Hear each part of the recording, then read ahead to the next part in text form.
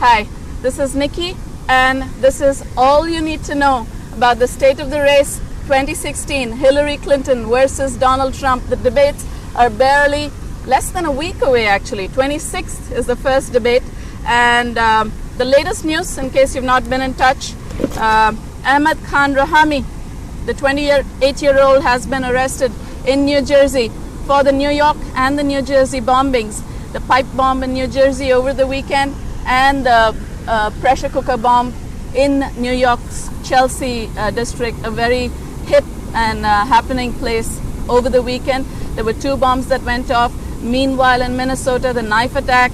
And this on your screen, I hope you're able to see this. This is how the polls are looking right now. So the stuff that's circled off are the biggest swing states. The others, just take a look at this. What these arrows mean is that whether those leads are still up or those leads are shrinking.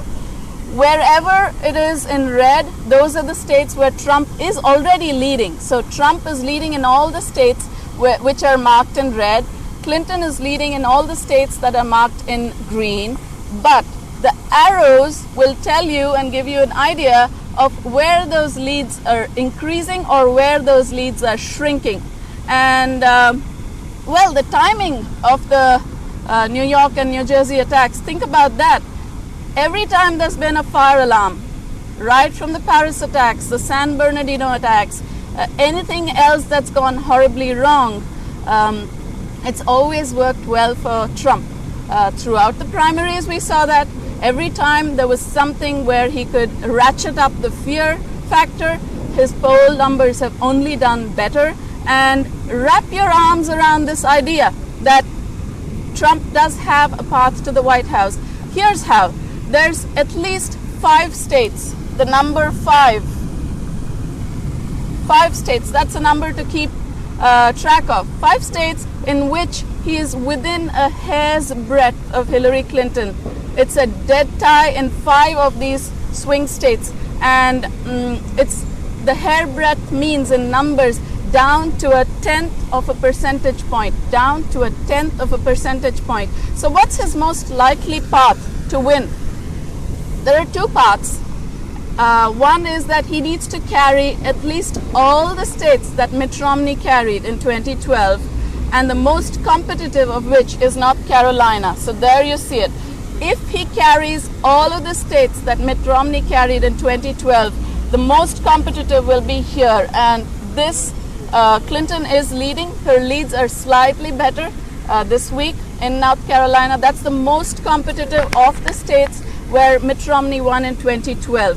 He needs to take that, and then he has to win these 3 states which are circled off: Florida, Ohio, and Pennsylvania. Those are the 3 biggest swing states. So this is the first path that he could possibly have. Win all the states that Mitt Romney won in 2012 and also win these 3. And so it's a relative term whether he has a path this way, because Pennsylvania, Clinton has almost a 6-point lead, and that's not really dipping too much. It dips a little bit, but Penn is clearly in Clinton's hands for the moment. So if he wins all of that and doesn't win Penn, no, he does not have a path. So what is the other path for Trump? So if he loses Pennsylvania, which for the moment looks likely, and he carries Florida and Ohio and this state, North Carolina, if he loses Penn and carries this, and this, North Carolina, Ohio, and Florida, then here's what else he needs to win. He'll have to win Iowa, Nevada, and New Hampshire in addition to that.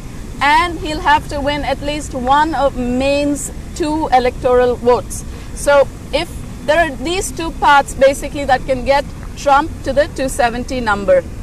Now, as far as organization is concerned, Trump's entire campaign has been a mess. He's thrown out people, he's brought in new people, he's thrown them out again. There's stuff that keeps happening like a circus, but none of that seems to have really affected Trump's numbers. He is getting closer and closer to Clinton, and the measurement metric isn't even relevant anymore. We'll come to that a little bit later. So some more numbers for you. 46%. So what is that? 46% is the percentage that Trump is winning among white women. Is that enough for him to win the presidency? No, not enough. Is that residual number going all to Clinton? No, not really. Now, how do we profile these people if we have to divvy them up?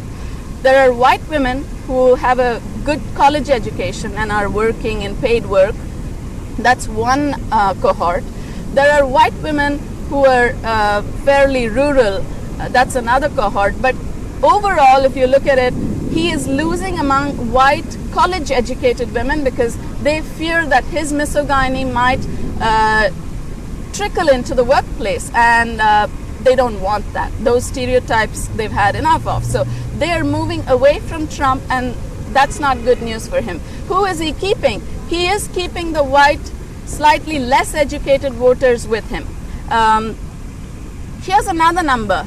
51% of people polled in the latest poll say that Trump will do a better job of the economy. They're not talking about immigration, not about terror, none of those things.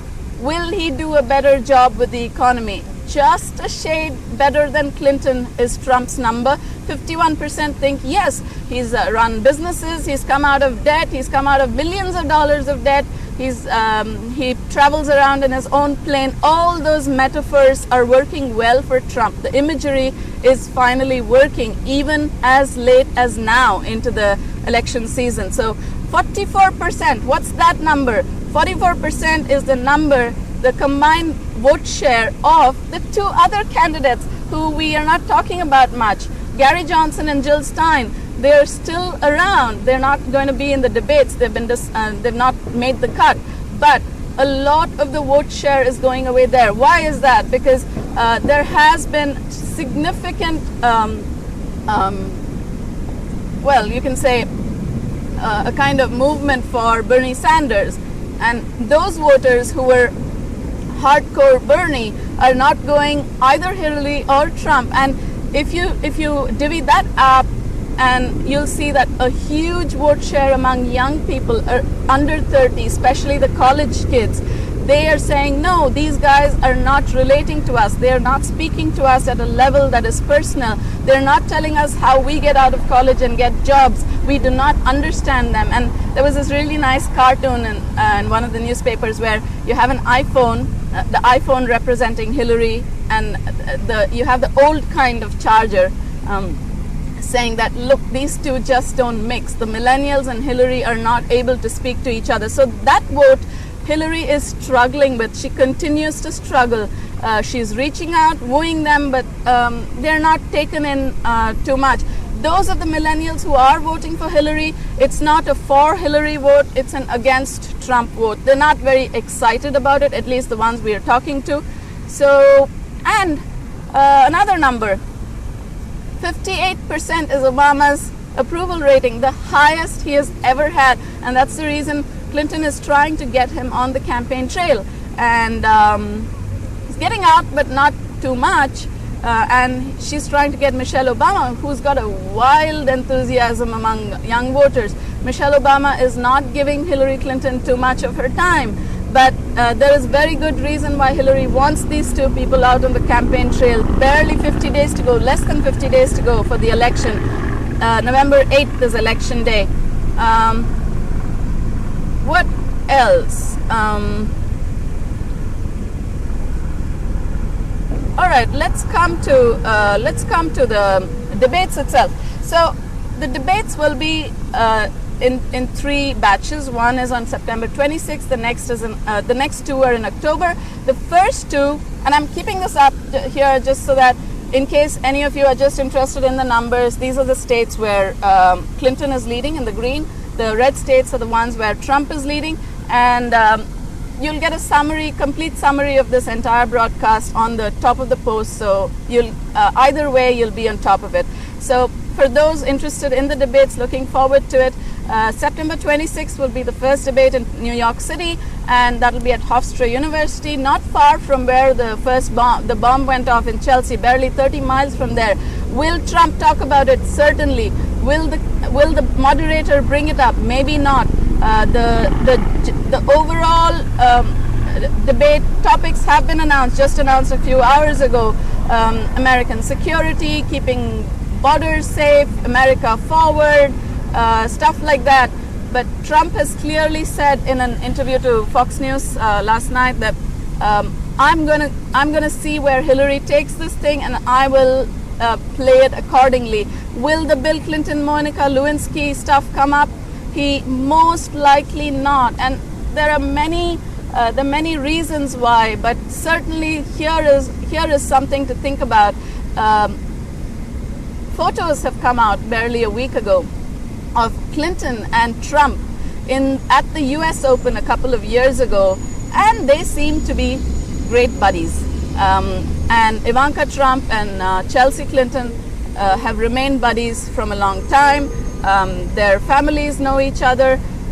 Trump has given enough indication to say he is not going to go after Clinton's scandals, Bill Clinton's scandals, but he is certainly going to go after Hillary Clinton.